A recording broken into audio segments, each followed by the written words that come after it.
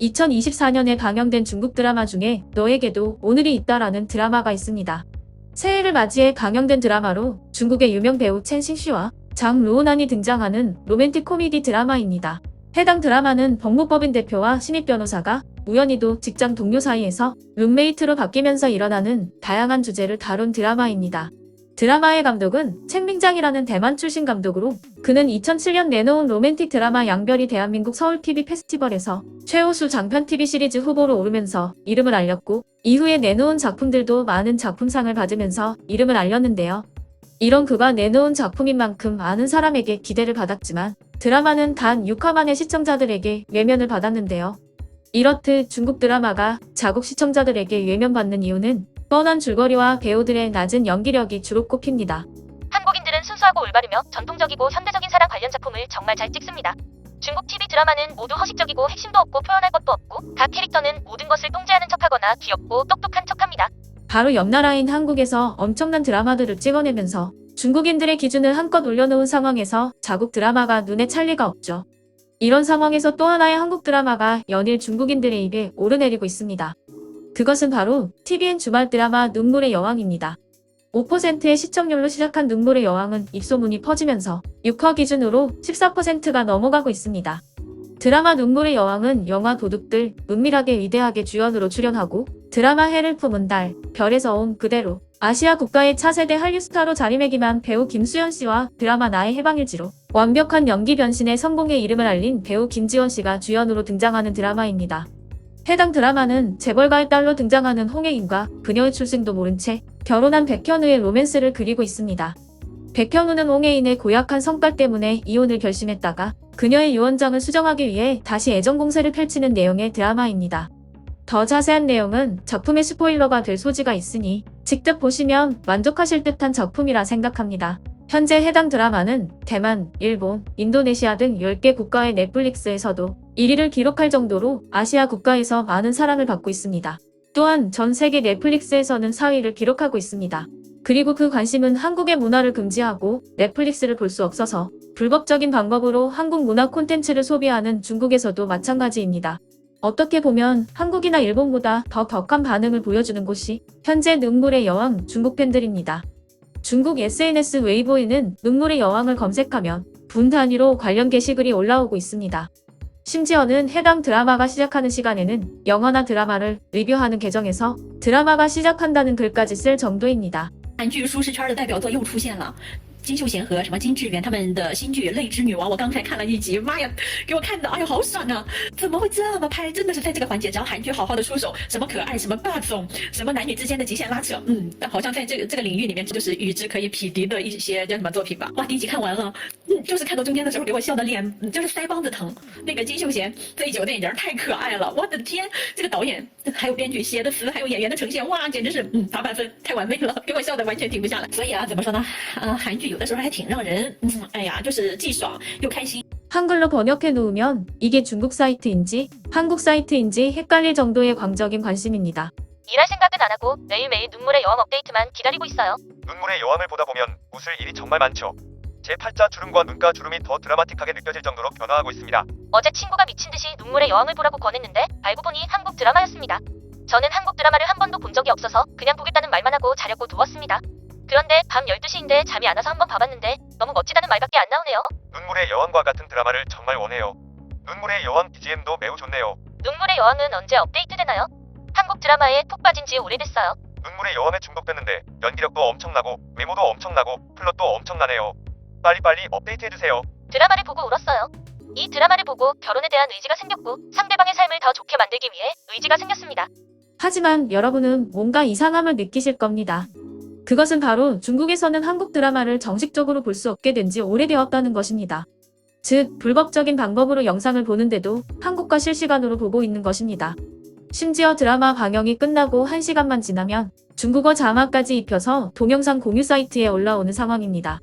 이렇듯 그릇된 방법으로 시청하면서도 중국인들은 주연 배우인 김수현과 김지원이 나오는 다른 프로그램의 영상까지 공유하면서 단어 그대로 야무지게 즐기고 있습니다. 사실 드라마 자체의 작품성도 좋아서 인기가 있기도 하지만 중국인들이 처음부터 관심을 가진 이유는 바로 주연 배우인 김수현 씨 때문입니다. 앞서 말한 것처럼 김수현 씨는 다양한 작품으로 이미 아시아 국가에서는 얼굴이 널리 알려진 연예인입니다.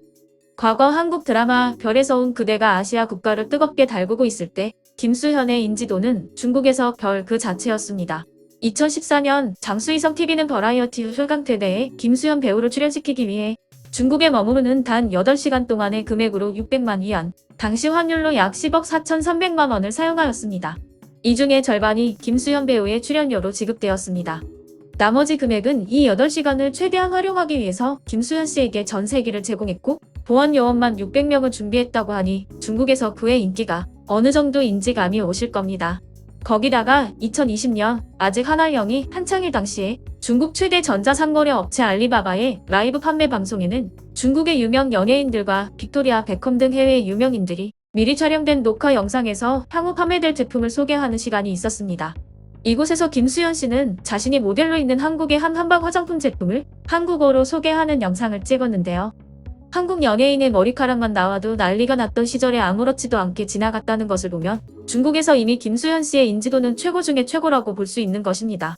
그의 지인이 방송에서 밝힌 바로는 현재 김수현이 살고 있는 집이 시세로 40억 원 정도 하는데 한 중국 팬이 옆집 사는 사람에게 45억 원을 제시하면서 집을 사려고 했다는 이야기도 있었습니다.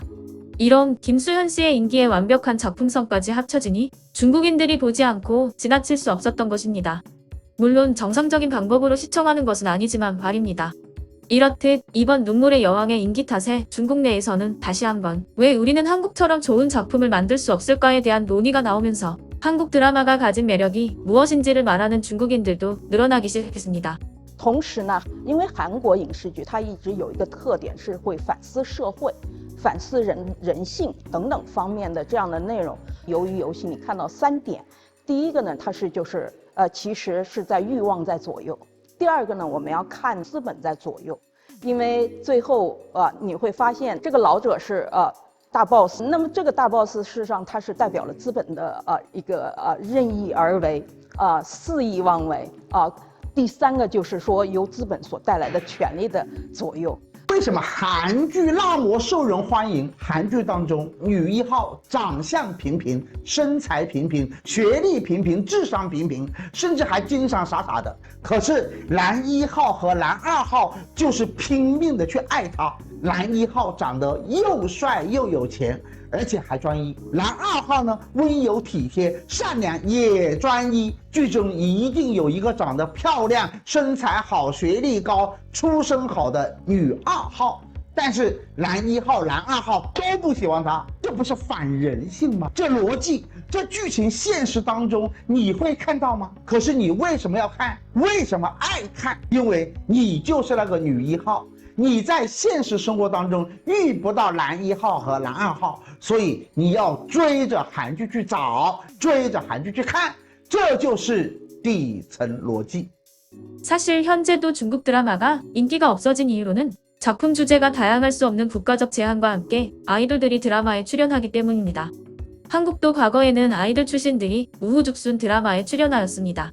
하지만 그로 인해 연기력이 문제가 되면서 연기력을 인정받은 몇 명만을 제외하고 전부 스크린에서 볼 수 없게 되었습니다. 하지만 중국의 경우에는 아이돌의 인기를 이용해 계속해서 작품에 등장하다 보니 어설픈 연기력에 중국 시청자들이 질려버리는 것이죠. 제가 영상 가장 처음에 말했던 중국 드라마 같은 사례가 대표적입니다. 일본 드라마도 같은 이유로 과거에 많은 외면을 받았었죠. 한국의 작품이 해외에서 많은 사랑을 받는다는 건 좋은 일입니다. 드라마 자체만으로도 한국의 문화적 전파가 가능하기도 하지만 드라마에 등장하는 많은 한국적 요소들이 외국인들에게 한국에 관심을 가지게 하기 때문이죠. 문제는 중국처럼 앞에서는 한국을 도둑 국가로 몰고 조롱하고 비난하면서 뒤에서는 불법적인 방법으로 시청을 하는 것입니다. 좋아할 거면 좋아하고 싫어할 거면 싫어하는 것이 옳은 게 아닌가 싶습니다. 혹시 여러분 중에 한국 드라마와 중국 드라마는 어떤 차이점이 있다고 생각하시나요? 댓글로 여러분의 의견 남겨주세요. 오늘 영상이 마음에 드셨다면 그리고 영상을 주변에 공유해 주시고 좋아요와 구독 부탁합니다.